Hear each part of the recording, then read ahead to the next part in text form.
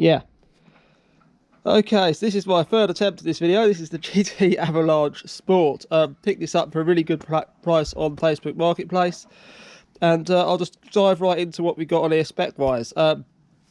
We've got Shimano Alivio, 9-speed and Altus mix. So it's running the Altus shifters. Just got to double check that. Yeah, Altus shifters. And it's got the Alivio rear derailleur, Altus front derailleur.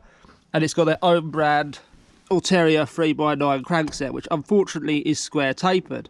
There are other bikes like the C100, which is like 30 quid more, that you get a 1x, it's 10 speed, and it's using Shimano's Holotech 2 technology, so you've got the external bearings.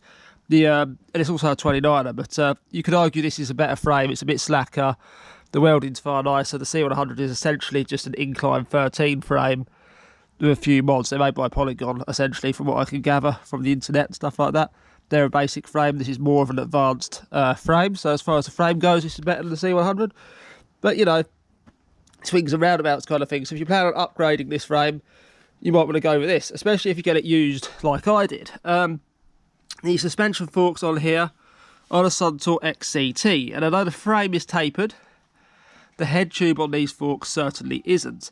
It's a steel head tube, as you can see, and you can see the diameter there is about 1/8 going into the crown, which means this thing is running an adapter to get the 1/8 steer tube working in a tapered frame.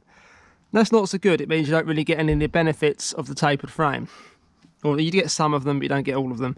You've still got, you know, and you're not really gonna with an XCT anyway, so I suppose, you know, that could be argued. You've only got a, you do have a hydraulic lockout.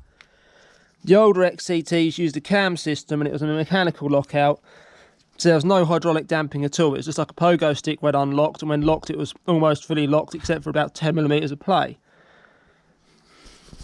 So yeah, that is definitely how things have come on. Even the cheaper bikes are advancing, although the prices have gone up considerably in the last few years, so you know, you'd expect that.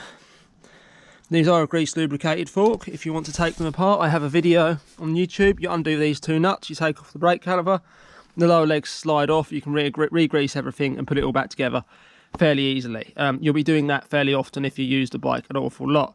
You could upgrade these for some RockShox XC30 or XC32s and you have a far better experience. Likewise, I'd also do the same with that crankset because, yeah, square taper, people, square taper.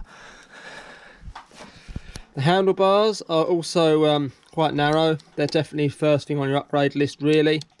And the cheapest, just make sure you buy brand name handlebars. None of that Wake or eBay junk. That stuff has not been tested. You know, the Wake ones, I've seen them lopsided on each side, so one side with a higher rise than the other. And the wall thickness will vary. And they're just terrible pieces of junk. Just buy any wide bar you can from any bike shop or, you know, cycling on reputable online cycling retailer, and it'll be far better. And yeah, that's really all I've got to say about this GT Avalanche Sport. It's quite fast rolling, it goes quite well, but that 2 kilo or so hunk of potato on the front really doesn't help it that much. That concludes this video. Thank you for watching.